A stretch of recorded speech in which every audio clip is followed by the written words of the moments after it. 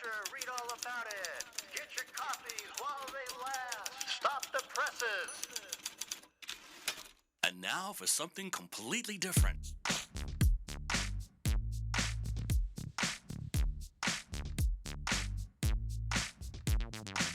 Are you ready for a little truth? Are we not entertained? Wisdom is the proper use of knowledge and experience. There are no safe spaces here. The truth shall make you free. It's showtime! So you want the truth, but can you handle the truth? Well, here's another fine mess you've gotten us into. Now that's entertainment. Enlighten me a little. What you say is quite logical. And what did we learn? Prepare yourself for a little sensory overload. I came here for the truth.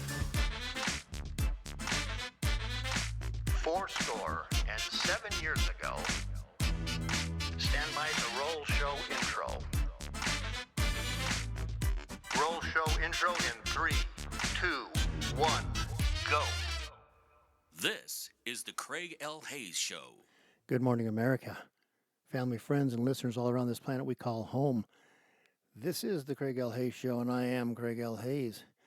On a beautiful, well, kind of cloudy here in where I'm living. Saturday the 20th, I believe. Today's the 20th? 19th, 20th, whatever it is, of October 2024.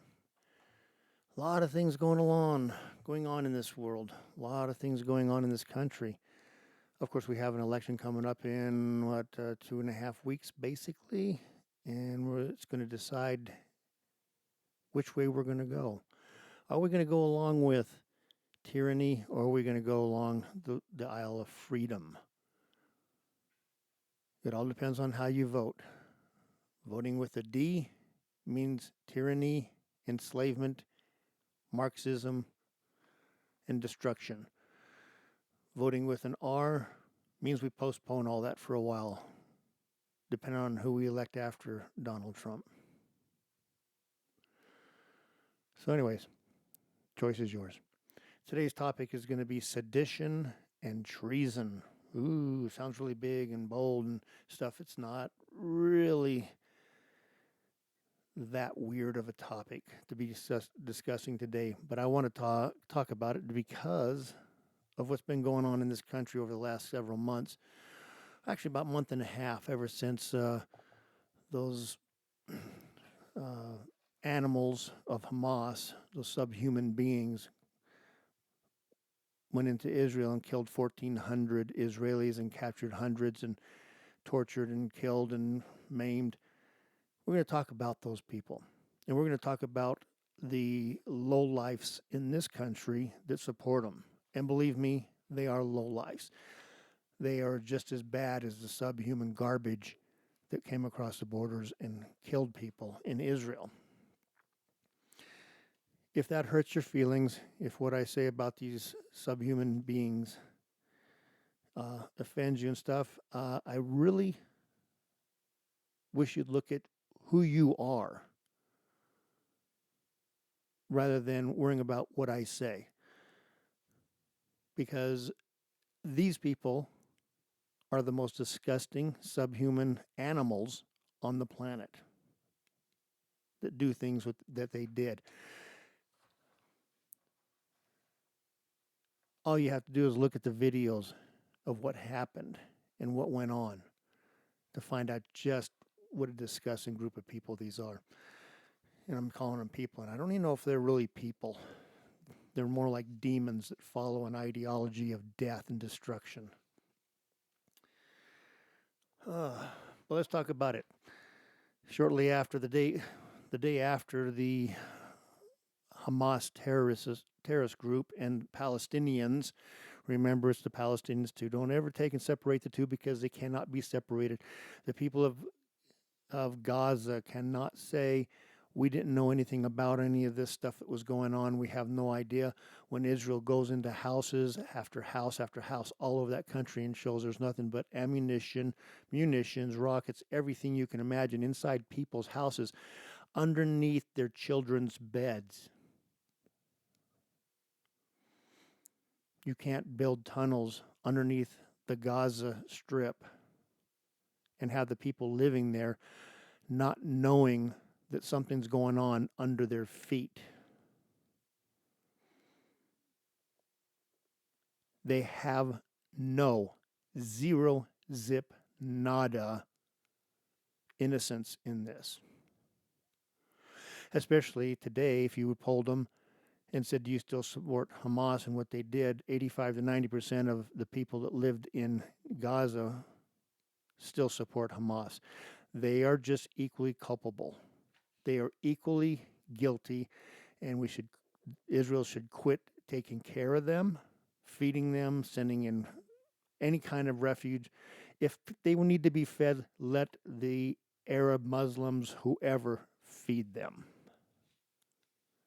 It's not Israel's job to feed their enemy.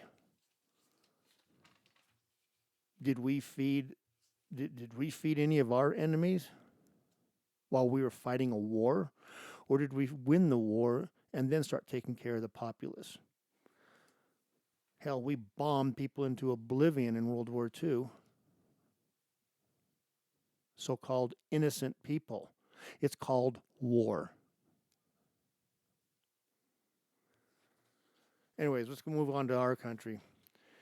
I'm sure we all saw the people that were on campuses doing all the things that they were doing, raising the flag, chanting, down with Israel, down with America, blah, blah, blah, blah, blah. We've heard it so long, it just don't even care about it anymore, other than these people need to be shipped out of here.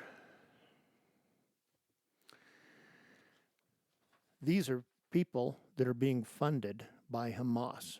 Hamas is funding these people that are demonstrating and rioting, whatever you want to call it, on the streets and on the campuses. Now you have to sit there and say, how does Hamas get any money whatsoever? Let's track it back. Hamas gets their funding from Iran. But before even that, Hamas gets their funding from Qatar. Qatar hates Israel, and it hates the United States. Yet we have a huge military base there in Qatar. Why? All that does, the lease on it and the money that's spent in their country does nothing but fund terrorism around the world. It funds Hamas, and it funds Hezbollah. The only way to cut that off is to cut off the finances. Hamas and Hezbollah, if we cut off the money from Iran, it would take and end Hamas and Hezbollah. Donald Trump did just that. He put Iran into a box to where they were almost ready to collapse. They were within probably 6 months, a year or so, of collapsing and the people overthrowing them and changing it into maybe some form of a democracy, maybe not, but the people would have had a say in it instead of a bunch of old mullahs who do nothing but want to destroy the world. But lo and behold, once again, elections have consequences. Stolen elections have even bigger consequences. Joe Biden, Kamala Harris lifted all the sanctions on Iran, unfroze their assets, and gave them $200 billion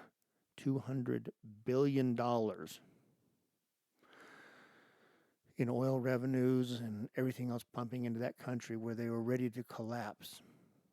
That's because Joe Biden isn't smart enough to know any of this stuff. He was told by Barack Obama to do this because Barack Obama is a Islamist. He loves Islam, and he wanted Iran to be strong again. That $200 billion gave the mullahs the money to finance Hamas, give them all kinds of rockets and missiles. Hezbollah, rockets and missiles, all bought from China and Russia. Thank you, Joe. Thank you, Kamala. All those deaths that are happening there in Gaza, Hezbollah, in Lebanon and stuff, are because of you, too. Incompetent, ideologically driven, evil entities. And you don't care. That is a fact. You just don't care. So now we bring our crap here. We bring the Hamas crap over to this country and the Hezbollah crap over here into our country because Barack Obama and the Biden-Harris administration welcomes with open arms all these people to come into our country. Brings them in by the boatloads and puts them in certain places in this country to affect elections and take things over, and things like Dearborn, Michigan, Minneapolis, Minnesota, and enclaves like that. And these people have the strength in numbers to do the damage that they're doing to our nation, to our culture, to everything. And the Democrats in those states embrace them, just like the Democrats in Congress and presidents, rest of them, embrace them. So anyways, have you ever watched the videos? I've watched a lot of the videos about these people that are protesting and their gatherings and what they get together and they say, in imperfect English, meaning they've been here for quite a while, they cry out and they holler, "Death to the empire. Death to the empire." That's the United States of America. That's our country. That's the country they live in. They want it destroyed. They want to take it down. They want this to be an Islamic nation. It never will be. It is a Judeo-Christian nation. Europe may fall, and they probably will one day. The United States will not allow Islam to be the religion on this shore. But these people want this. They want it so bad. They call for the destruction. They call themselves martyrs, future martyrs. They are willing to die to destroy America. They are calling for the destruction of America. They are calling for the violent overthrow of America. That's called sedition. That in itself is bad enough. That in itself should be reason to grab these people, prosecute them, imprison them, but do it in like little camps to where they can't influence others and spread their so-called doctrine of hate to anybody else. Now, let's move on to the Democrats who embrace these things. Let's talk about the Democrats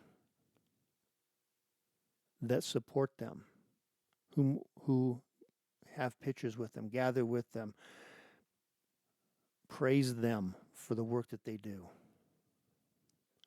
Everyone from a Tim Walz, boy, that guy's a joke.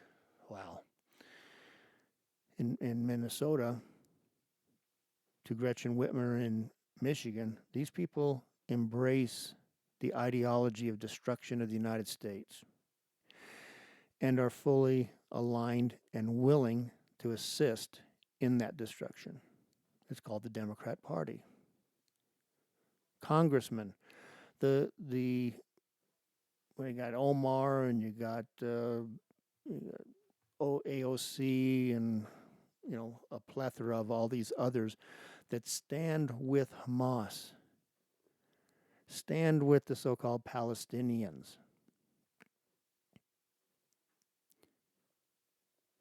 Those people who stand with them, that are elected officials, in doing anything such as that, they're not only guilty of sedition, they're guilty of treason, because they are held to a higher standard. And as elected officials, and have sworn an oath to the Constitution, not to the Quran, not to Islam, not to anything having to do with Hamas or Hezbollah or the Palestinians.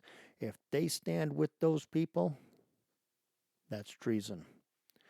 And they should be treated as the treasonous dogs that they really are.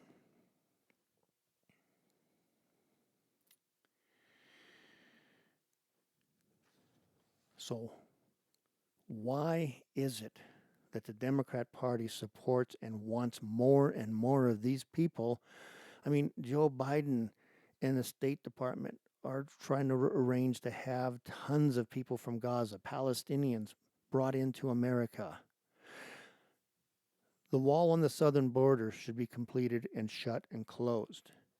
But the wall around Gaza and the people that live there and the West Bank and southern Lebanon should be even bigger and never allowed to go anywhere. They should be encased in that place.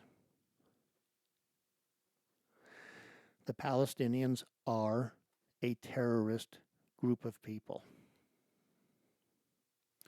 Hamas is a terrorist organization. Hezbollah is a terrorist organization. Iran is a terrorist nation. Qatar is a terrorist nation. Nobody from those nations should ever be on the shore of the United States of America.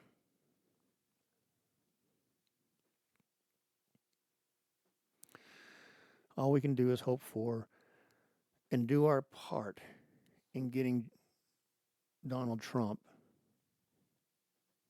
into the White House in a couple weeks. And then let him help Israel. Israel doesn't need our help in fighting a war.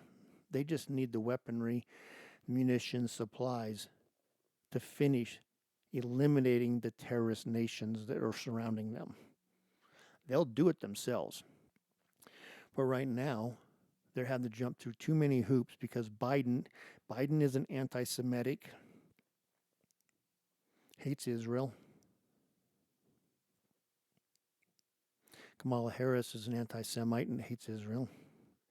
So you can see why they've stopped sending a lot of the munitions over there, because they want Israel to call for peace. There is no peace until you have victory. See, that's one thing about Joe Biden has been wrong about everything in foreign relations his entire career. He is the dumbest president we've ever had, the most corrupt vice president we've ever had, and Kamala Harris is the stupidest, mentally inept vice president we've ever had. Donald Trump, when you get in office, help Israel. Arm them to the hilt. Give them more munitions and more weaponry than they could possibly expend on their enemies. Let them wipe out Hamas and Hezbollah and anybody who gets in between them.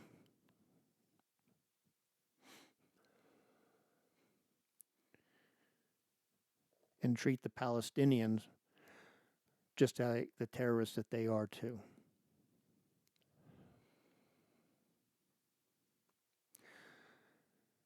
A good start would be level Gaza. Turn it into rubble. Push all the people that live in Gaza, the Palestinians that live in Gaza, all the way to the southern border, right on the Suez Canal. Put a gate up around it and a fence. Put soldiers around it and say, that's where you all stay from now on. and then tell the Arab world, the Muslim world, it's your job to feed your people. We're not doing a thing about it. And see how much the Arab world loves the Palestinians. They support them, but they really do detest them. They use them as a pawn against Israel is all it is. Let the world see this. Put the Muslim world in a corner and make them come out and show who they really are. Our nation is going through, and Europe is going through, especially Europe, the second Muslim crusade. Remember, Muslims took over Europe 1,000+ years ago.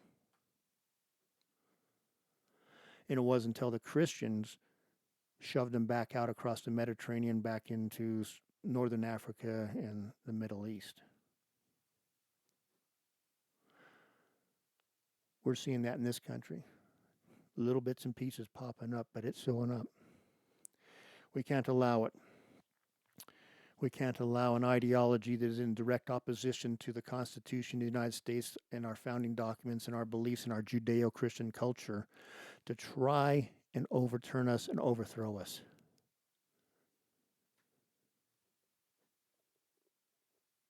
Your religion is your religion. Believe as you wish. But our culture and our nation is ours. It's our belief system. And we will fight to the last person to preserve it. You're willing to die for your belief in Islam? Well, there's a whole bunch of us willing to die for our belief in the Constitution of the United States. I shouldn't even say die for our belief in the Constitution of the United States. Kill the enemies to the Constitution of the United States. Anyways, that's pretty much all I had for this episode. Just wanted to let you think about a couple things. And until we get to our next episode, Talbot Snow, take it away.